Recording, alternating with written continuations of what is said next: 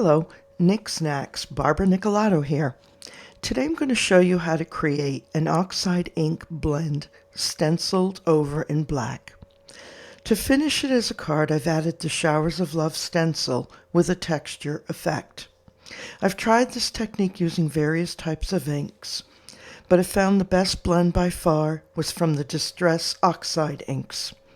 I've created a cutter wheel consisting of 7 inks that I thought would flow well together. Candied apple, ripe persimmon, squeezed lemonade, twisted citron, peacock feathers, prize ribbon, and villainous potion. The ink that I found that best covers the oxide inks is the Tuxedo Black by Memento. I'm using multifarious cardstock, sized at 5 by 7 inches, which I'll end up cutting down a little at the end, and my blending brushes to apply the Distress Oxide inks.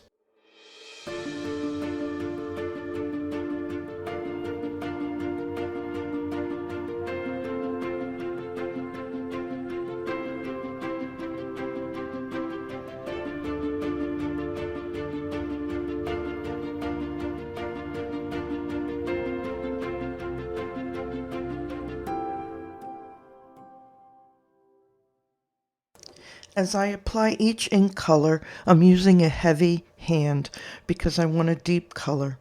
You will notice that as I change colors, I always keep the previous color at hand. And the reason for this is, and here's an important tip, after I apply a new color, I always go back to the preceding color to re-blend it. This gives me a better blending effect, and I continue this way until I've achieved my desired rainbow effect.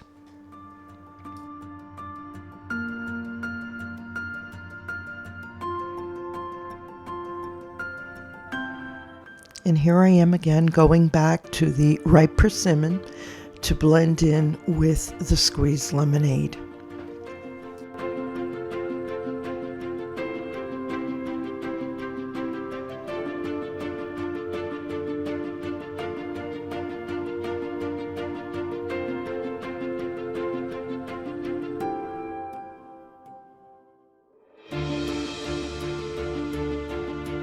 And again back to the previous color for a better blend.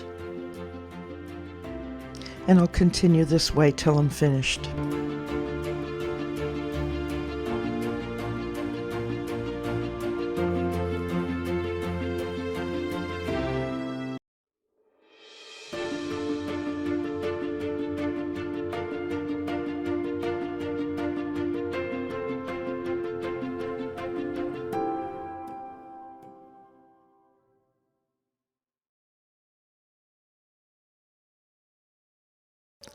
After allowing these inks to dry for about 10 or 15 minutes, I prepare to stencil. So I lie the paper onto the magnetic sheet, and over top I use the Sweet Poppy Stencils back plate called Harmony. I'm using the Sweet Poppy Stencil low tack stencil tape to tack it down temporarily. And I'm going to be using the Memento Tuxedo Black ink with a blending brush to cover over this.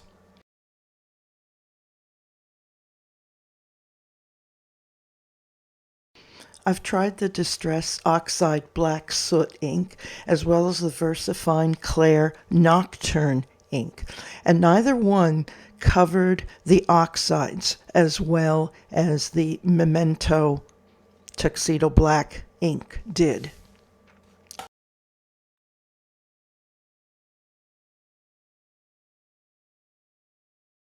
I know this is going to look a little bit scary at first, like, whoa, what am I doing? After that beautiful rainbow is created, now I'm going to cover it in black. But I assure you the end result is well worth it.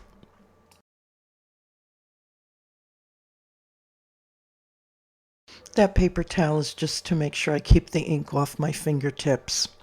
So I go back over any part that seems like it doesn't have enough coverage.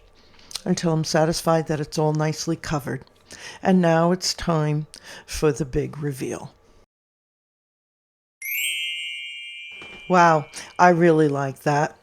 Of course, that can be the card itself with a greeting on it. Use your imagination. I, however, chose to continue to stencil on it. I trimmed the card down to 4 7/8 by 6 7/8 inches. I'm going to put it on the magnet sheet again, and this time the Sweet Poppy stencil I'm going to use is called Shower of Love.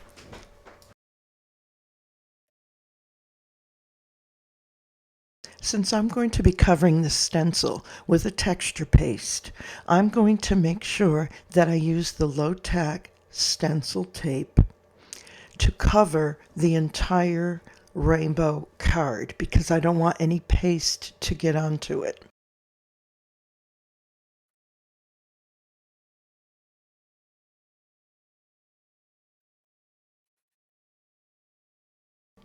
As I prepare the Fluff It paste, my first thought is to use Sweet Poppy Stencil Gold Dust mica powder.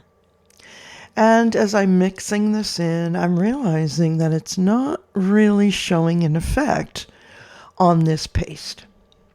So my second thought was to take out some Brusho's yellow pigment that I use for watercoloring. And again, that did not produce the desired effect.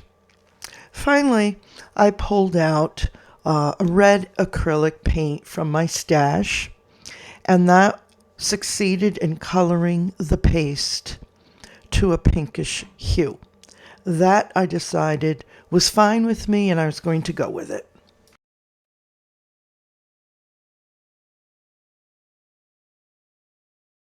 The technique for applying this paste is to use a palette knife or some sort of spatula and to put the paste at the top, and then to use a scraper held at a 45-degree angle to the stencil, and with one pull, bring the spatula down, dragging the paste with it. I oftentimes have to go back to cover some of the areas that the paste skipped. I carefully remove the tape so as to not get any of the paste onto the card. And then in a motion where I pull the stencil up and the card down at the same time, I release the two. When you finish using these pastes, it's important that you clean your tools immediately with water. In my case, I wipe down what I can and I put the stencil in a pan of water until I have time to clean it after I've finished my project. Now I'm ready to apply my heat tool to the Fluff It paste. As I'm pointing out, there's a little bit of bleed through there. You can see on the hairs, but that kind of looks pretty cool to me. So I'm going to get the heat tool nice and hot and apply it to the pasted areas and watch the 3D effect develop.